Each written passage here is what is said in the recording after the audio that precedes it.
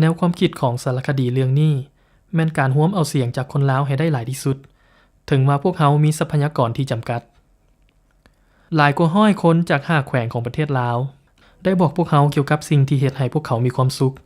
โดยได้นำใช้อุปกรณ์เท่าที่มีทั้งโทรศัพท์มือถือกล้องดิจิตอลและเครื่องอัดเสียงบทสัมภาษณ์แม่นถูกควบรวมและตัดต่อโดย Lao New Wave Cinema Production สารคดีเรื่องนี้กำกับโดยเสียงของคนลาวท่านต้องการหยังหลายที่สุดในชีวิต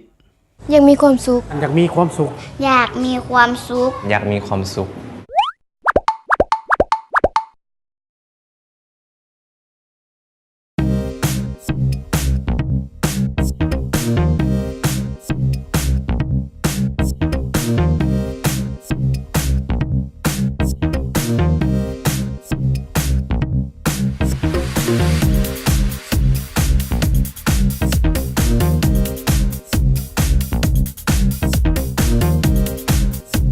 มันเป็นที่จะแจ้งแล้วว่าประเทศลาวกำลังมีการเปลี่ยนแปลง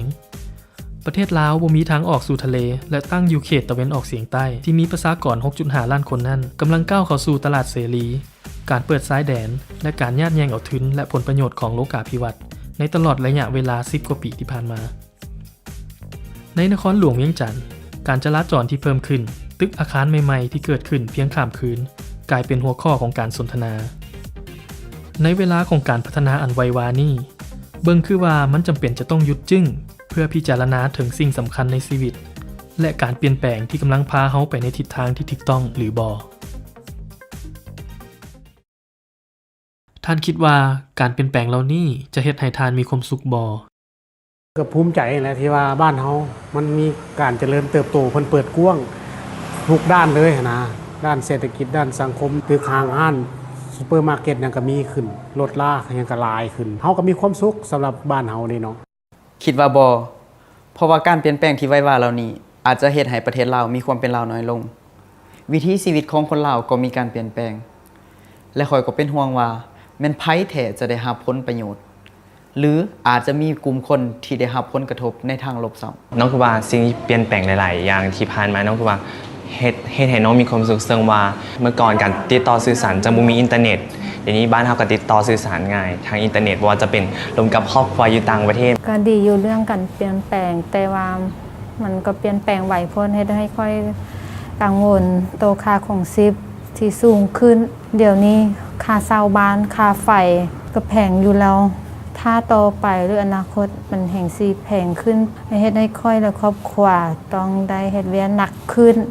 ท่านสมบัติสมพรนักค้นคว้าเกี่ยวกับความสุขและผู้ก่อตั้งศูนย์ฝึกอบรมร่วมพัฒนาและท่านพุทธศิลป์พิมพ์จันทร์ผู้ค้นคว้าเกี่ยวกับความสุขและผู้ประสานงานเครือข่ายข้อมูลข่าวสารการสื่อสารและความรู้เพื่อการพัฒนาได้ถกเถียงถึงจุดประสงค์ของการพัฒนาและเห็นดีนำกันว่ามันควรสุมใส่ความสุขของคนเห็นว่าเฮาพัฒนาเพื่อหยังเพื่อจะได้ความสุขแต่คนจะเห็นความสุขอยู่ว่าความสุขอยู่วัตถุซื่อๆพัฒนาแต่ฮอดที่จุดวัตถุเจ้าว่าที่จริงแท้วัตถุนี่ยังบ่เห็นความสุขเถื่อคนอเมริกาหาเงินได้บักหลายถามเขาว่ามีความสุขบ่เขาก็บ่มีความสุขนั่นล่ะคันไปคิดเอาแต่เศรษฐกิจเป็นตัวตั้งก็สิบ่ได้เนาะลุงเนาะความสุขบ่ยืนยงปานใดเฮาก็บ่ได้ปฏิเสธเศรษฐกิจดอกแต่มันต้องสมดุลเศรษฐกิจสังคมสิ่งแวดล้อมและจิตใจของคนต้องที่ปัจจัยต้องสมดุลกันเข้มแข็งจังซี่มันเป็นความสุขได้หนุ่มสาวคูนี่ซักและพรสุพรรณมีความสุขนำชีวิตของพวกเขามวนนำการอยู่นำธรรมชาติการกินอาหารปลอดสารพิษที่พวกเขาปลูกและพอใจในสิ่งที่พวกเขามีความสุขได้จากสิ่งธรรมดาค่อยมีความสุขที่ค่อยได้ตื่นขึ้นมาเขาก็ได้เฮ็ดกิจกรรมประจำวันเช่นว่ากินข้าวกับพ่อแม่กวาดหญ้าอยู่เฮือนครอบครัวตัวเองเห็นสิ่งตัวเองตื่นขึ้นมาก็เห็นทุกสิ่งทุกอย่างยังมีอยู่ได้เห็นธงหน้าที่งามๆน้ำบ่ท่วมหน้าจากเขื่อนโอเคก็มีความสุขละความหมายของความสุขนี่คือการใช้ชีวิตอยู่น่ะการดำรงชีวิตอยู่ของเฮานี่แหละในแต่ละมื้อแล้วก็แล้วแต่ว่าเฮาจะดำรงชีวิตอยู่แบบใดแล้วก็อยู่เพื่อไผอยู่เพื่อตนเองหรืออยู่เพื่อคนอื่นหรืออยู่เพื่อสังคม แล้วแต่ว่าเฮาจะตัดสินใจจะอยู่แบบใดนะ อืม เพื่อให้ความสุขนั้นมีความสุขเป็นความสุขที่แท้จริงบ่แม่นความสุขแบบเพิ่งคนอื่นแล้วก็ความสุขที่เพิ่งวัตถุหลายเกินไป นิยามความสุขของข่อยว่าก็คิดว่าง่ายๆนะมีปัจจัย4อย่างแม่นบ่คือต้องมีคือ1อาหารกินเขาว2ยุกยา3เสื้อผ้า4ที่อยู่ข่อยคิดว่าเฮามี4อย่างพวกนี้แล้วข่อยคิดว่านั่นแหละเป็นนิยามของข่อยที่นิยามแห่งความสุขของข่อย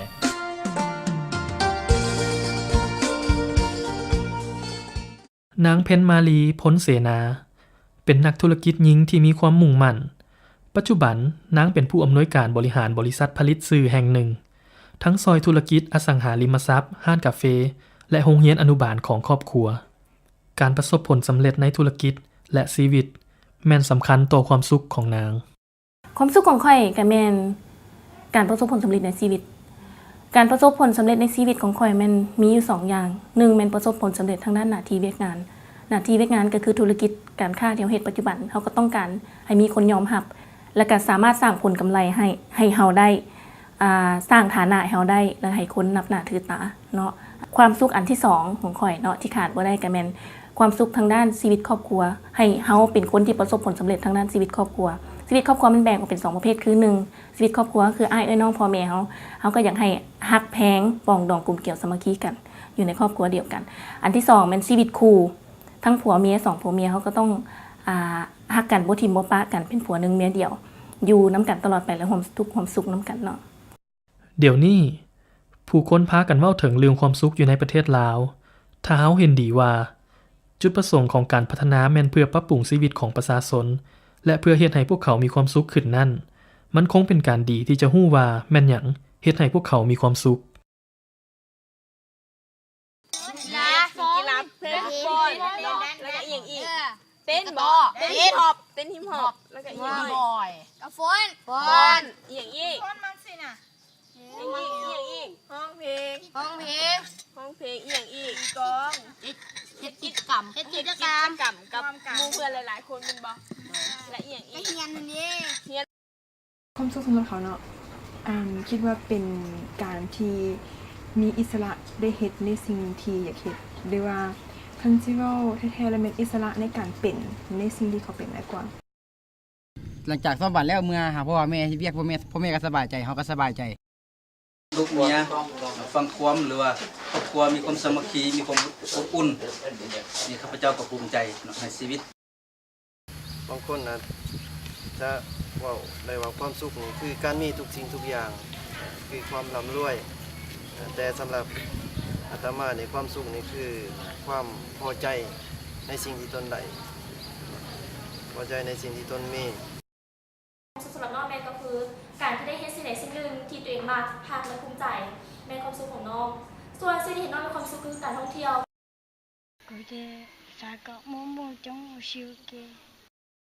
มีความสุขแล้วที่ได้เฮ็ดตามความนึกคิดของตัวเองตอนนั้นอยากเป็นพนักงานก็ได้เป็นแล้วเฮ็ดหยังก็ได้เฮ็ดแล้วแล้วได้ตอบสนองให้ที่งานนะครับแล้วถือว่ามีความพอใจแล้วมีความสุขแล้วได้ครอบครัวได้มีอยู่มีกินความสุขมาเฮ็ดอันนี้เมื่อยแล้วได้เงินมาแล้วมีความสุขดีใจเขาได้จ่ายเงินคู่มานั่งแล้วเขาก็บ่มีความสุขแห้งทุกข์ใจแบบว่าเขาบ่ได้ท่าเอาน้ำไผนะโอ้เห็นแล้วเขาเฮ็ดอันนี้แล้วก็บ่มีไผบังคับจ่ายเงินงานเฮาเองนะจ่ายเงินเฮาเองน่ะมีความสุขสิ่งที่เฮ็ดให้ข่อยมีความสุขคือเวลาที่ข่อยได้เฮ็ดสิ่งใดสิ่งหนึ่งที่ข่อยมักแล้วก็มักแล้วก็ตั้งใจเวลาหาได้รับผลสำเร็จข่อยจะเฮ็ดให้ข่อยมีความสุขมีความสุขก็คือว่าครอบครัวทุกคนมีสุขภาพแข็งแรงดีสบายใจสุดๆเลยเนาะถ้ามีผู้นึงเจ็บแล้วก็โอ๊ยคิดเนาะ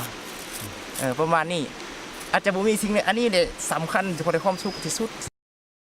ช่วงเวลาที่มีความสุขคือว่าช่วงเวลาเรียนในเวลาที่เขามาเรียนตอนนี้คือว่ามีความสุขหลายที่ได้มานั่งวันนี้แล้วก็มีความหมายในชีวิตของข่อย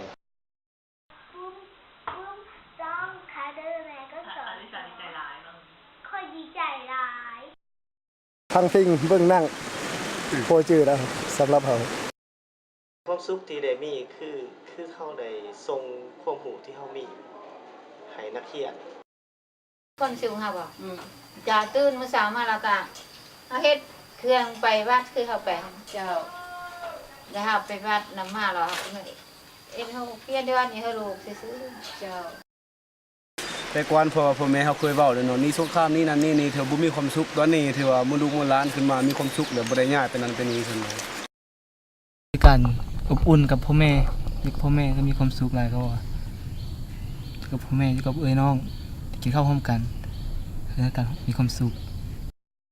แต่ละมื้อละวันนี่หากินอยู่น้ำโฮกนี่ก็มีความสุข สิ่งที่คิดว่าตัวเองมีความสุขคือเฮ็ดให้ผู้อื่นมีความสุขนำนั่นคือความสุขของหลานโดยที่บ่บางอย่างตอบแทน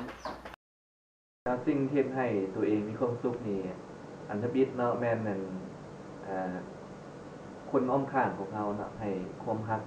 ให้ความเคารพนับถือเนาะให้สิว่าได้ให้ความเป็นมิตรเป็นเพื่อนมิตรเนาะ ก็มีแขกคนมาอุปถัมภ์ค้ำส่วนก็มีความสุขหลายแล้วก็มีเงินทองใส่จ่ายให้ลูกหันลูกเรียน การเรียกซอยพ่อแม่กับเห็นแม่มีความสุขเห็นเข้าห้องไหนกับเห็นแม่ดีใจ จำยิ้มได้อยู่กับหมู่คู่แล้วก็ยังมีความสุขแล้วก็เฮ็ดให้คอยสามารถยิ้มได้แล้วก็อยู่กับธรรมศาสตร์เนี่ยอยู่กับธรรมศาสตร์แบบว่ามันซื่นแบบนี้แหละเฮ็ดให้คอยมีความสุข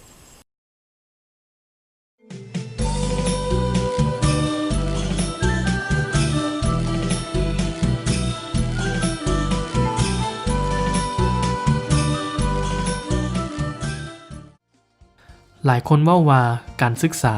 การมีเวียกเฮ็ดสภาพแวดล้อมครอบครัวหมู่เพื่อนเสรีภาพและความม่วนซื่นล้วนเป็นสิ่งจำเป็นต่อความสุขของคน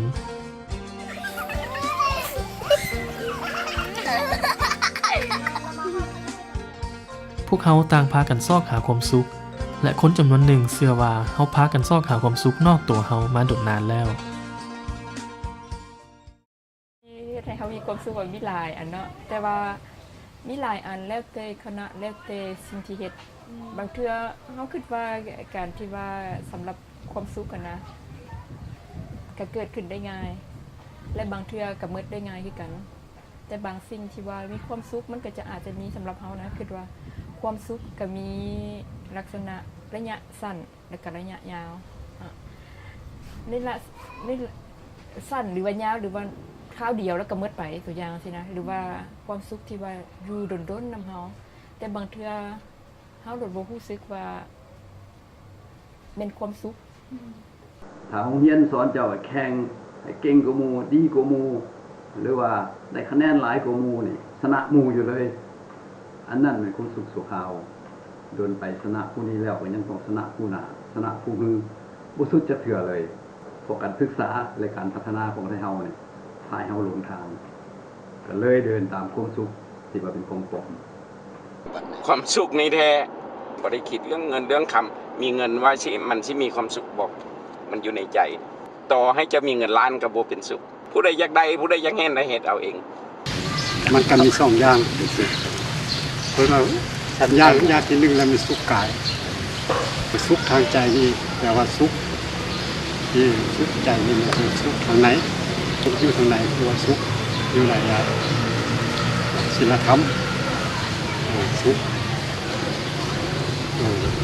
บ่มีอนาอารมณ์สุขบ่มีกิเลสตัณหาบ่มีอันว่าความโลภบ่มีความโกรธบ่มีความหลง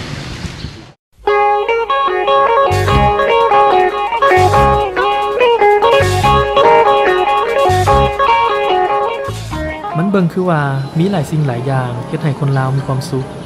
ทั้งหลากหลายวิธีคิดที่เชื่อมโยงกันความสุขบางอย่างก็อยู่บึดเดียวความสุขบางอย่างก็อยู่ดนการเปลี่ยนแปลงบางอย่างอาจจะนำความสุขมาสู่คนเฮาในขณะที่บางอย่างบ่ในเวลาของการเปลี่ยนแปลงอันไวว้าของประเทศลาวพวกเฮาต้องการซักซ้วนให้ทุกคนทบทวนและใช้เวลาตั้งคำถามต่อตนเอง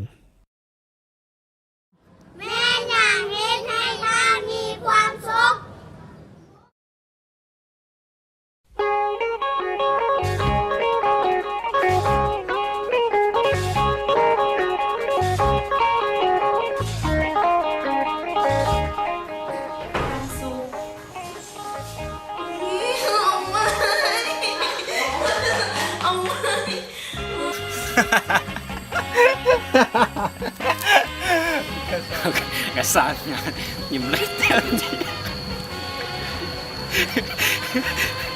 ดุดขนาด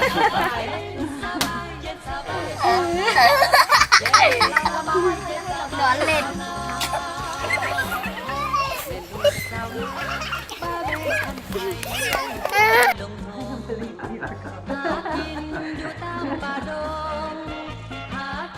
อยู่ตามป่าดงเมื่อฟ้าคำลงคงไว้หน้าไปหาเงินมาอยู่บ้านน้ำจืดที่ใช้ Focus about it บ้านนามีข้าวมีปลาบ้านนามีข้าวมีปลาเล่นเย็น แต่ว่าได้ผัวแล้วจะ ลมพัดเย็นสบายเย็นสบายเย็นสบายสาวนาเย็นสบายเย็นสบายสาวนายามสวยนั่งลังควายบักนอนขับกาบขับคอนบอยลำเป่าแค่ว่าน้องเอ้ยมาห่วมแห้งห่วมใจขยายบ้านแปลงเมืองทับน้องนาสุขก็สุขเลิศล้ำแนวทางเป็นธรรมสร้างชีวิตสาวนาพี่ไว้กำทำเพื่อชาติป่าซาพี่ไว้กำทำเพื่อชาติป่าซาออกแข่งตั้งหน้าต่างไทยทิวเย็นสบายเย็นสบายสาวนาเย็นสบายเย็นสบายสาวนาแสนมีเกียรติเหลือล้นได้ปากก็ผลสวยซาดดังวังมีควาย